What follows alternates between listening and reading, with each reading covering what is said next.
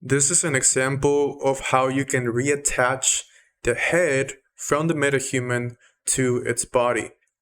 This is a breakthrough in my opinion because I have not seen a way to reattach the head, because if you go into Unreal Engine and you have your metahuman and you want to export it, I have this animation right here. You see the metahuman, it's not split into the body and the head. So if I want to export the animation, you see, it's two separate parts. So I can export this, and that it's going to give me, what is it? Just two. That is going to give me this, which is it's fine because we have the whole skeleton up to the neck and the head. But as you can see, the head and the upper portion of the torso is not in there. So we can also export that separately.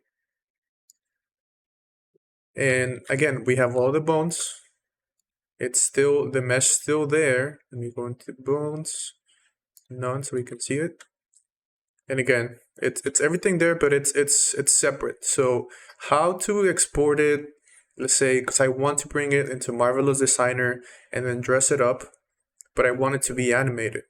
So I have the body animation, and then the head is already it's dependent on the body animation. So I'm bringing that into Cinema 4D, and as you can see, when I bring it in, obviously the head has no animation because it's depending on the body, and this is how it comes in Cinema 4D.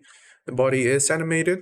So I finally found a way to simply unite the bones, so it looks just like it's supposed to look like. I mean, you can still see the seam, but that's also visible inside of Unreal Engine, so that is not a problem. But yeah, I just wanted to share that this is a successful metahuman digital surgery, and I will be uploading a tutorial about this whole process of exporting metahumans if you want to use them for digital fashion renders. Like I said, I'm going to bring this into Marvelous Designer. You can do it in Clone 3D as an alembic, so I can run the simulation on the metahuman body.